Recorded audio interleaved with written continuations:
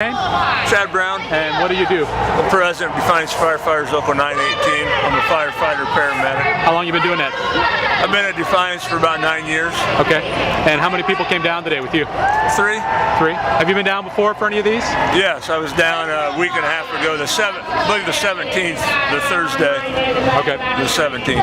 Why are you coming down? I come down to protect our rights for collective bargaining. I think that we not only bargain for pension, for raises and wages, we also bargain for our safety, things like that. I think it's important for us to have a voice at the table with our safety. And I think it's also important for us to have an endpoint in that voice at the table. We have to have an endpoint. That's what binding arbitration does for us. It gives us an endpoint. What would Senate Bill 5 do to you folks? Again, it would we'd still be able to set the table, but with the way the bills wrote, we would be able to go to fact finding, which is after we would come to an impasse with the city. After we came to an impasse, we could go to fact finding. At that point in time, once the fact finder, we give them our facts, the city gives them their facts.